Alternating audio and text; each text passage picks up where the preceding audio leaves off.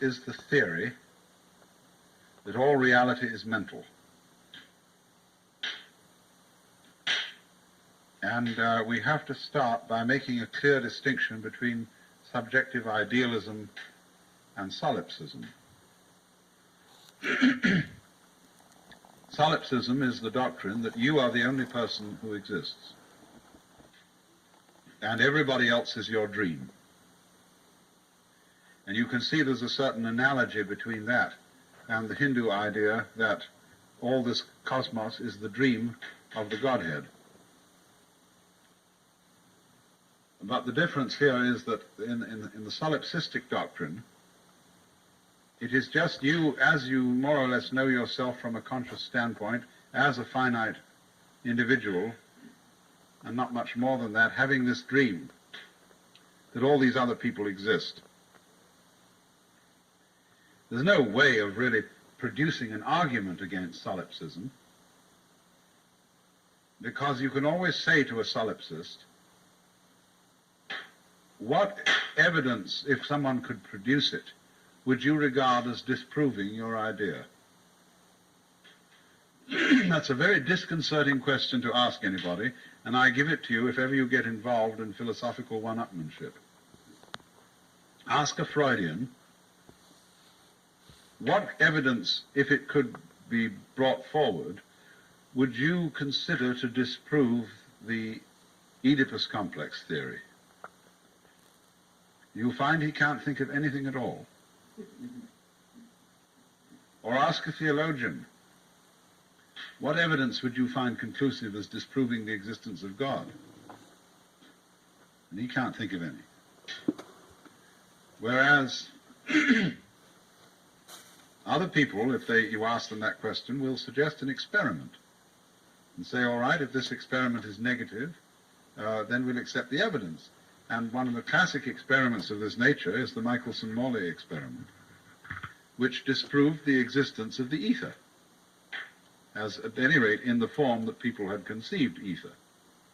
And it's been generally accepted. Somebody thought out what would happen if there were really ether. So this is always one of the problems of solipsism, and we're going to see it's one of the problems of subjective idealism.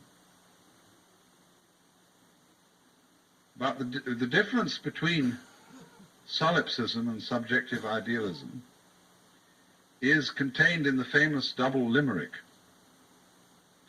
There was a young man who said, God, I find it exceedingly odd that a tree as a tree simply ceases to be when there's no one around in the quad. And the reply, young man, your astonishment's odd.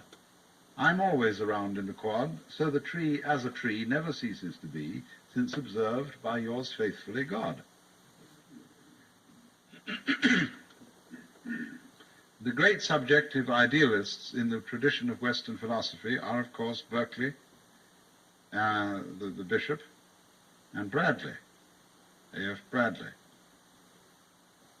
And it's in some ways difficult to make out exactly what they were saying when they said that everything is in the mind, because they could never say clearly what they meant by the mind. But if you will be a little naive for a moment and seem at least to understand what you mean when you use the word mind, they will pitch the argument in the following way. You do not know anything except in your own mind. The whole existence of an external world is something known to you in your mind. The distance of other people and other objects from you is a distance that exists in the mind. You cannot possibly conceive any world existing unless it be an experience. How could there be an unexperienced world? That would not be a world for anyone or anything. Therefore, it would not be at all, because being is always being for something. It is, in other words, relational. sun is light for eyes. Eyes are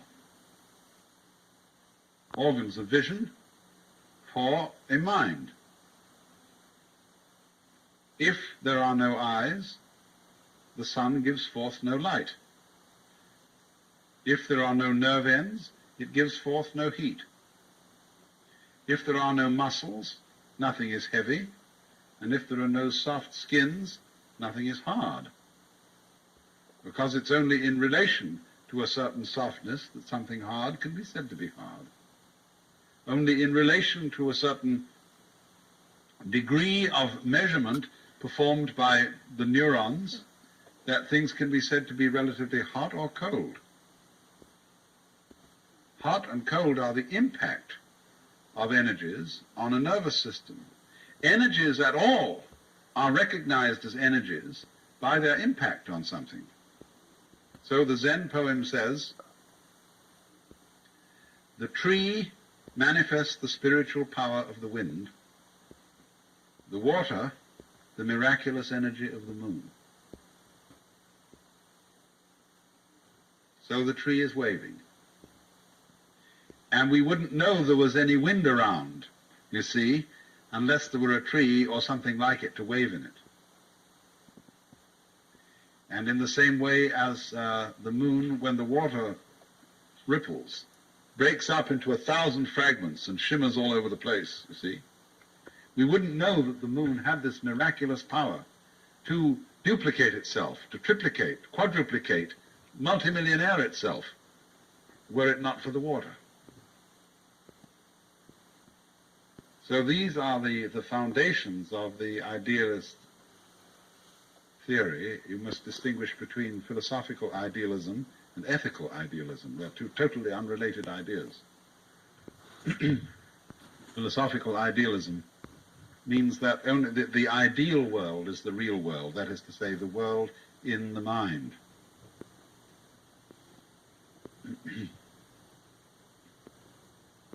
Now, the theory is incredibly plausible, as it has been stated by people like Berkeley and Bradley and the Western idealists. But today it is about the most unfashionable philosophical theory in the academic world that you could follow. Because Western philosophy has undergone a great revolution since about 1914.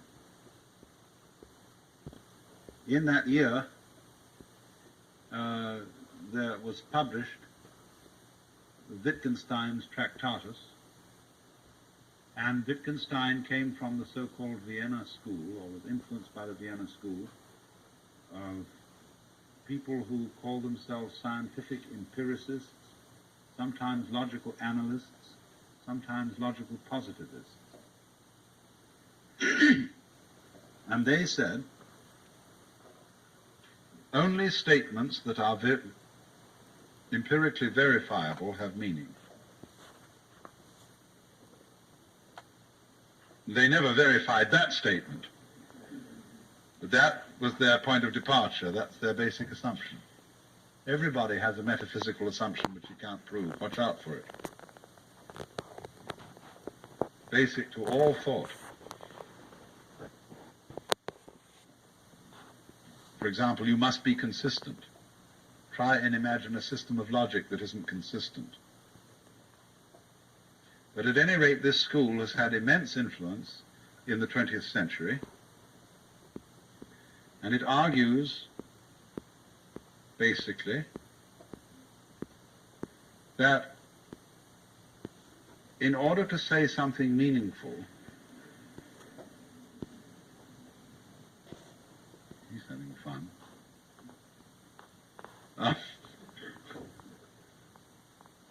You must be able to verify it. That is to say, you verify things by prophecy.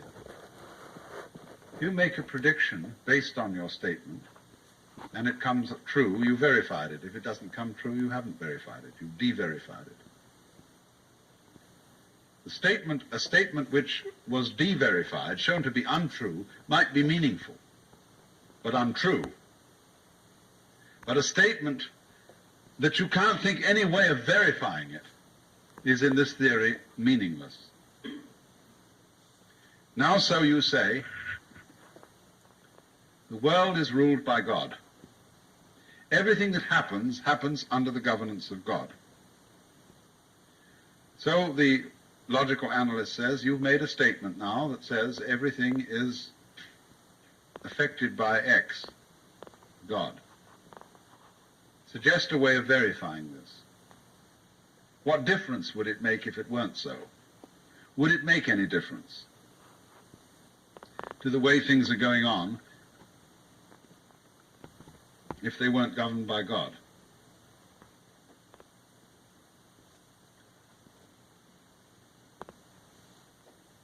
This is a problem because it's just the same as if you had said, all bodies whatsoever in the universe, that includes all stars, all galaxies, all planets, are moving in a certain direction. Now, there's no way of verifying this because you can only verify movement in a certain direction by comparison with something that's relatively still. But there will not be any still body with reference to which all the other bodies move, because you said in the beginning all bodies in the universe are moving in such and such a direction. So you could only say everything in the universe is governed by God if you made an exception. But there are certain things that are not, you see. Then, according to logical analysis, you could have made a meaningful statement. But when you start making statements about everything, there's nothing you can do about it. You can't prove it, you can't disprove it. And so they say, although you think you have said something, you haven't really said anything at all. You made a statement that was actually as nonsensical as asking why is a mouse when it spins. But this statement about God doing or ruling all things sounded meaningful because we're used to it, but is really pure nonsense. This has been so persuasive in the climate of academic philosophy today that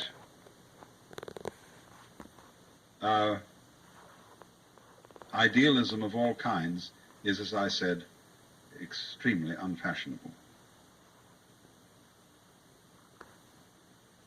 But there are considerations that might cause us to reflect on this more carefully.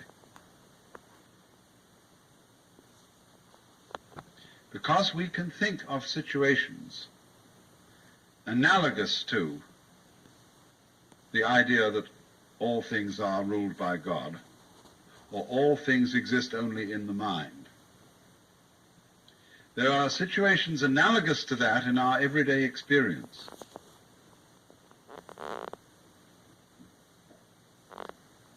Only we can be aware of these situations because we stand outside them.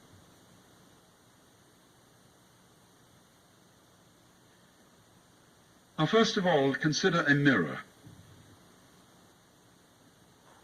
A mirror will reflect all kinds of shapes and colors. And when you look at the mirror itself will be the ground or the underlying element common to all those shapes and colors. And it is not meaningless to say that they are all reflections in a mirror, because the mirror has an edge, and you can see other things around the mirror which behave in a different way from the reflections. You can't put your hand out and pull the necktie of a reflection in the mirror. But you can reach your hand out and pull the necktie of somebody standing beside the mirror. You see?